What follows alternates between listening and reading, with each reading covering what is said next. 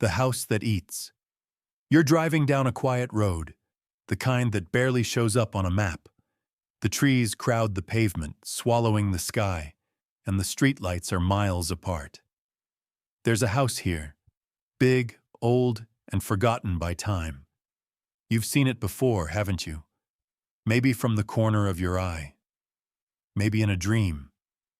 People say no one's lived there for years. They say the windows shift at night, that the walls groan like something inside is trying to get out. But that's just a story, a local legend. Except people disappear near that house, and sometimes they come back, but not as themselves. The last tenants. It's August 1997. The Carters, James, Ellen, and their 7-year-old son, Danny, move into the house on Old Briar Road. It was a steal. 5 bedrooms, a massive yard, and a price so low it didn't make sense. James thinks they've lucked out. Ellen isn't so sure. The house smells wrong, like something rotten beneath fresh paint. The first night is quiet. The second night, not so much. Danny wakes up screaming. He says something was in his room, a shadow standing in the corner. He says it whispered his name. James tells him it's a bad dream. But Ellen, she doesn't sleep that night. By the end of the first week, Danny stops talking altogether. The black door, Ellen finds it on their 10th day. A door in the basement, one they hadn't noticed before. It's smaller than the others, built low into the brick wall. Its paint cracked like dead skin. It's locked. She asks James if he's seen it. He frowns, shakes his head. No, he's sure that wasn't there before. That night, Ellen wakes up to the sound of something scratching inside the walls. And Danny? Danny is standing at the foot of their bed, staring at them. Not blinking. Not speaking. Just staring. The hunger beneath, the scratching in the walls gets worse. At first, James blames raccoons, maybe rats. But Ellen knows better. It's not skittering, not the random noise of animals. It's deliberate, like something is tracing its fingers along the wood and plaster. Danny hasn't spoken in days. He just watches. From the hallway. From the stairs.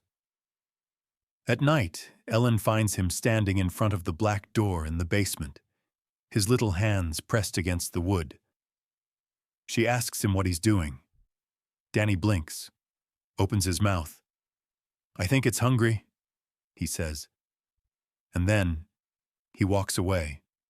The history no one talks about Ellen starts asking around. There's something about this house, something no one wants to talk about. The neighbors won't meet her eyes. The old woman at the gas station tells her to move out while she still can. Finally, she finds a man who knows the story. His name is Richard Howell, and his grandfather built the house in 1903. "It wasn't always like this," he says. "Not until the first disappearance. It was 1927. A family just like Ellen's. Husband, wife, young child. One day, they were just gone. No struggle, no sign of where they went. Their things were still inside, the dinner table set for 3. The house sat empty for a while after that. Then another family moved in, and they vanished too. Again and again it happened. People would move in, then they would disappear. The house eats, Richard tells her, and when it's hungry, it finds a way. Ellen leaves, shaken. When she gets home, James is standing in the basement. The black door is open, and Danny is nowhere to be found. The open door. The basement is cold. Colder than it should be. Ellen stands at the top of the stairs, her breath shallow. Below her, James is frozen in place, his face pale, eyes locked on the black door. It's open now, wide open. Behind it, nothing but darkness. No bricks, no foundation, just an empty, gaping void stretching into blackness. And it breathes. a slow, rhythmic pull, like the house itself is inhaling. Ellen swallows hard. "Where's Danny?" James doesn't answer. He takes a step toward the door, then another. His movements are slow, like something is calling him forward. Ellen rushes down, grabs his arm. "James!" His skin is freezing. His pupils are wide, reflecting the blackness in the doorway. Then, a whisper. A voice crawls out of the dark, soft, familiar. "Mommy." Ellen's blood runs cold. "Danny," the house remembers. Ellen lunges forward, but James grips her wrist, hard. "Wait," he whispers. His voice is strange, distant, like he's listening to something else. Ellen yanks away. The black door looms in front of her, its edges pulsing like a heartbeat. "Danny!" She stares into the darkness, her voice shaking. Silence. Then a shape, small and pale, moves just beyond the threshold. "Danny!" He steps forward, but something is wrong. His limbs move stiffly, his neck tilting at an unnatural angle. His face is slack, his eyes too wide. He doesn't blink. "Danny, come here, baby!" Ellen pleads. Danny smiles, too big, too many teeth. And then, in her own voice, he whispers, "You already gave me to the house." Ellen stumbles back. James steps forward. His expression is blank, his lips moving as if repeating something only he can hear. The darkness pulls at him, and behind Danny, something else stirs. Something big. Something hungry. Swallowed whole, Ellen grabs James before he can step into the darkness. His body is rigid, his skin ice cold beneath her fingers. His lips still move, whispering something she can't hear. But Danny hears it. His too wide smile spreads further, splitting his face in an unnatural grin. "It's okay, Mommy," he says, voice light. "Wrong. You'll see soon." The thing behind him shifts. The darkness bends, stretching as something massive unfolds. Ellen feels it more than she sees it. A weight pressing against her chest, thick and suffocating. James pulls against her grip, stronger than he should be. "We should go," he murmurs. His eyes are locked on the black doorway, glassy and distant. Ellen slaps him. The sound cracks through the basement, sharp and desperate. James blinks, his trance breaking. His breath stutters. Then he sees it. Sees Danny. Sees the thing standing behind him. And it sees James. The thing that eats. A noise rumbles through the basement, low, gurgling, almost amused. Then the shadows shift. Ellen barely has time to react before something moves. A long, pale hand, too many fingers, too thin, shoots forward from the dark. It grips James's ankle. James screams. Ellen pulls him back, but the hand is strong. It drags him forward inch by inch, pulling him toward the yawning blackness. James kicks, thrashes, claws at the floor. "Help me!" Ellen grabs his arms, planting her feet against the cold basement floor. She pulls with everything she has. Danny, or the thing wearing Danny's skin, laughs. "You can't take him," it says. "He belongs to the house now." The pressure in the room builds, pressing against Ellen's skull. Then she remembers. The old man, Richard Howell. The house eats, but it has rules. If it wants to take someone, it can be fed something else instead. Ellen makes a choice. She lets go of James, just for a second. Then she lunges for Danny. The offering Ellen grabs Danny's arm. His skin is ice cold. He doesn't react, doesn't fight, just watches her.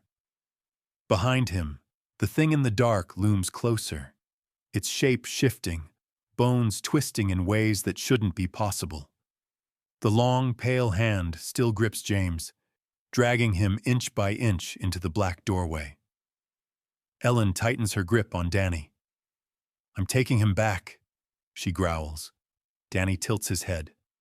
The thing behind him lets out a low, gurgling chuckle. "You can't," Danny whispers. "I'm already part of it."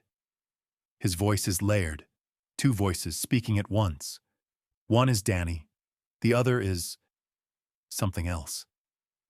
Ellen's stomach twists. She doesn't care. She yanks Danny toward her hard, trying to break whatever invisible force is keeping him tethered. His body jerks forward.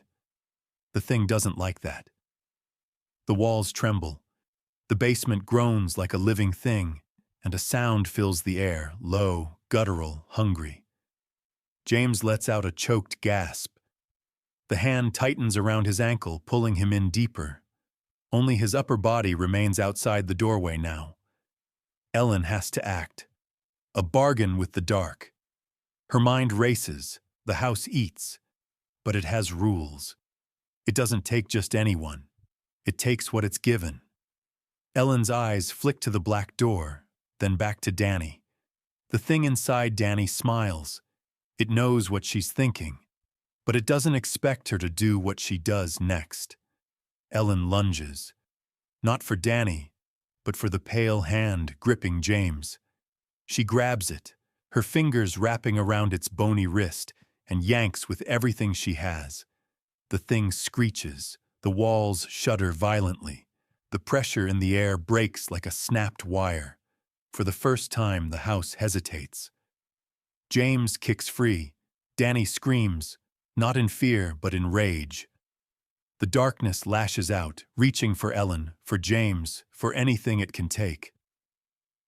Ellen doesn't let go. With a final, desperate shove, she forces the pale hand forward, back into the black doorway. The darkness howls, and then the door slams shut. Danny collapses. The basement falls silent. The house is full. For now.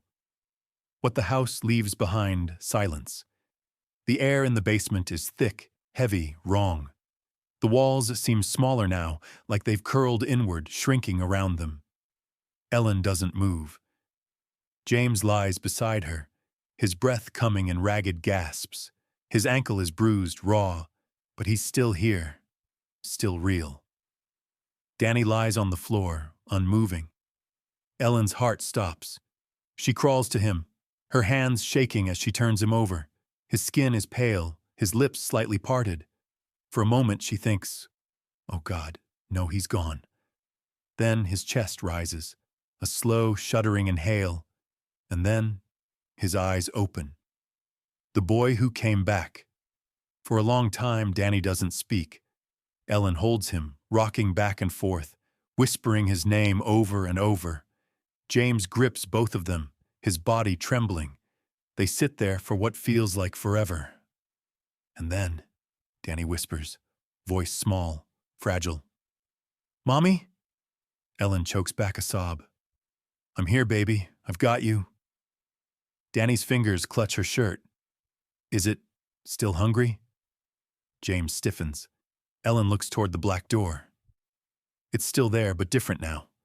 It's smaller, less solid, like it's been sealed, just barely. For now, at least. But she knows the truth. The house is never really full. The last goodbye they don't pack. They don't look back. James carries Danny. Ellen grips James's hand so tightly it hurts. They leave everything behind.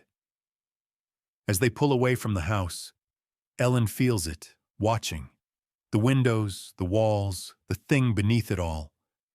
Waiting.